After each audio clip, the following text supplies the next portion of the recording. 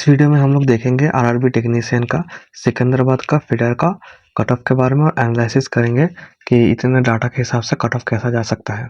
तो मैंने दो जगह से डाटा लिया है, एक रैंक मित्रा और एक रैंक गुरुजी। तो डाटा बहुत ही कम है। रैंक मित्रा में जो 2 लाख से अबव डाटा थे उसमें से सिर्फ सिकंदराबाद का फीडर कितना ही मिला, 1536।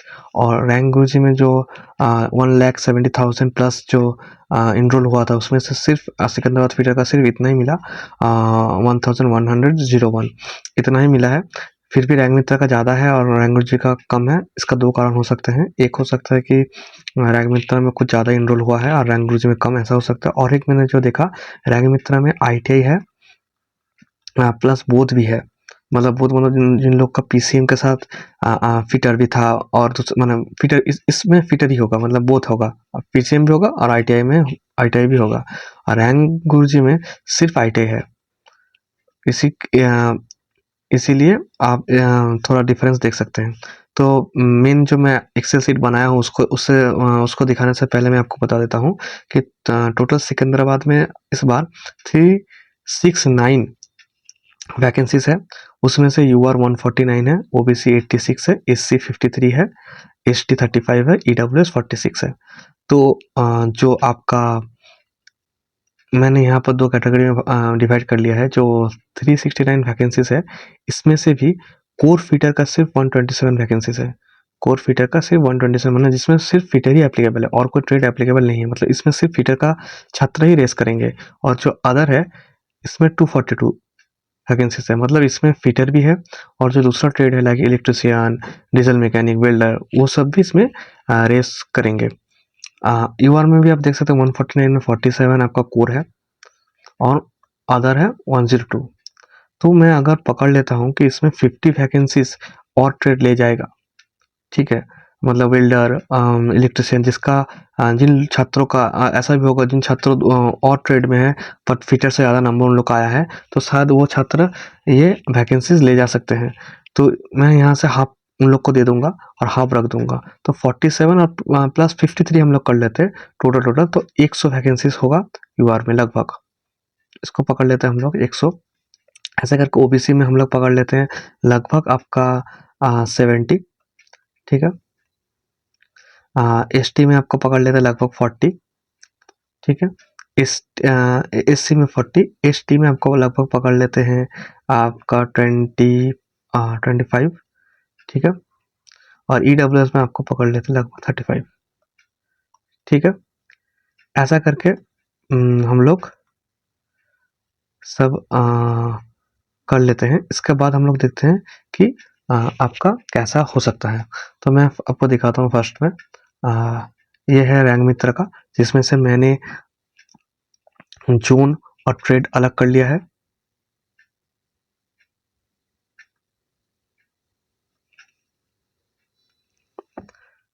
तो ये रैंक मित्र का एक्सेल शीट आप देख सकते हैं।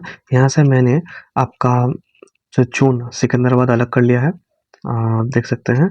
और इसमें से मैंने ट्रेड भी अलग कर लिया है। जो 2 लाख से ऊपर डाटा था इसमें से मैंने जोन और ट्रेड को अलग कर लिया है। आप यहाँ पर देख सकते हैं बोथ मतलब जिन लोग का पीसीएम भी है और जिन लोग का कोई आईटीआई का ट्रेड भी है। और आईटीआई मतलब जिन लोग का सिर्फ आईटीआई है।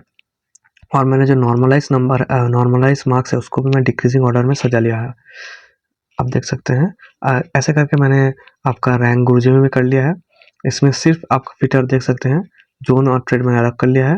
और यहाँ पर भी मैंने नॉर्मलाइज मार्क्स को डिक्रीजिंग ऑर्डर में सजा लिया है। अब मैं क्या करूँगा, टॉप 100 कैंडिडेट को लूँगा जो यूआर में सेलेक्ट होंगे, टॉप 100। तो यहाँ से मैं टॉप 100 में जाऊँगा। पहले मैं रैंक मित्र में करता हूँ।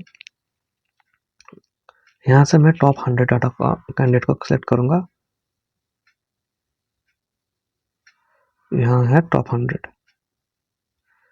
तो मैं टॉप 100 को जब सेलेक्ट करता हूँ तो मैं देखता हूँ कि नंबर कितना गिरा है।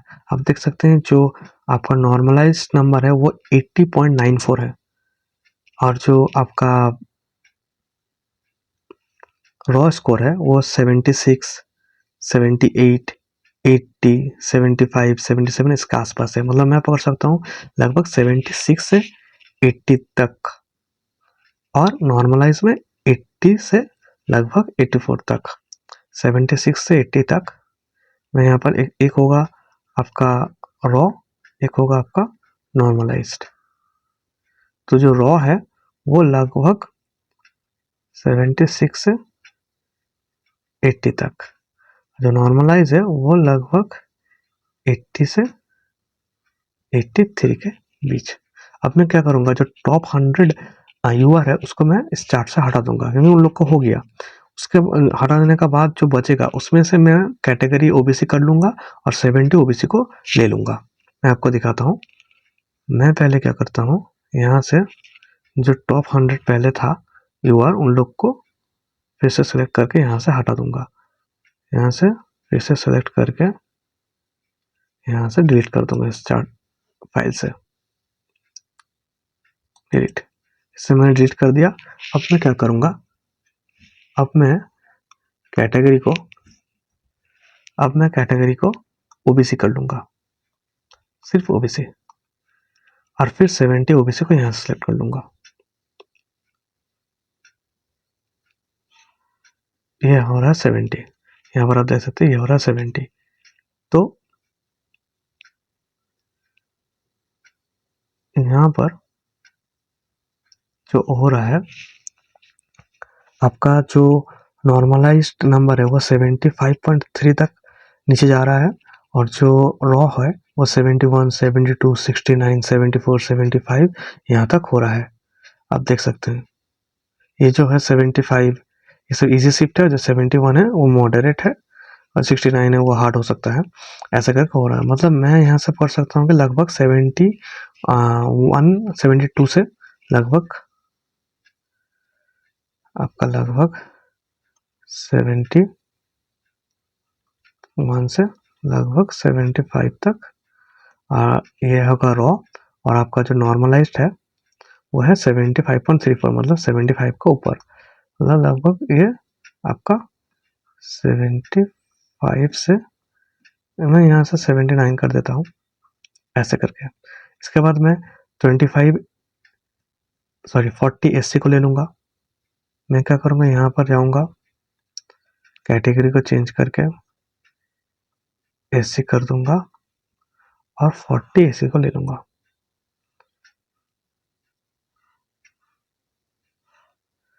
यहाँ से मैं 40 अगर एससी को लिया तो यहाँ पर आ रहा है, तो लगभग आप देख सकते हैं नॉर्मलाइज में 68.99, ठीक है, मतलब 69 ही। और जो आपका रॉ स्कोर है वो आप देख सकते हैं 63, 66, 69, 66 ऐसे करके। तो मैं यहाँ से लगभग 66 से 70 के बीच, यहाँ पर लगभग 69 से 74 के बीच, ऐसे करके मैं एससी और ईडब्ल्यूएस को भी निकाल लेता हूँ, फिर आपको मैं दिखाता हूँ। तो आप देख सकते हैं ऐसे करके मैंने एसटी और ईडब्ल्यूएस को भी निकाल लिया है। आप रॉ नॉर्मलाइज नंबर देख सकते हैं। सेम प्रोसेस यूज करके मैं रैंक गुरुजी में भी निकाल लूंगा। तो मैं अब रैंक गुरुजी में टॉप 100 का यूआर निकालूंगा। तो मैं यहाँ पर जाऊँगा, इसमें अब मैं जाऊँगा रैंक गुरुजी में। रैंक गुरुजी में जाने के बाद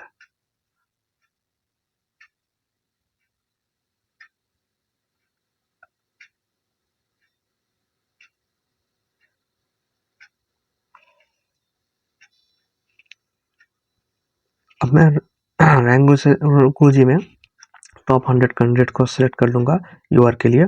यहाँ से मैंने टॉप 100 कैंडिडेट को ले लिया है। तो यहाँ पर हो रहा है टॉप 100। तो मैं देखता हूँ कि आपका जो नॉर्मलाइज स्कोर है वो लगभग आपका 73 के आसपास है, 73.54। और जो रॉ स्कोर है वो आप देख सकते हैं 70, 73, 72, 71, 68 ऐसा करके। तो यहाँ से जो है आपका जो रॉ और नॉर्मलाइज्ड है उसको अगर लगभग ये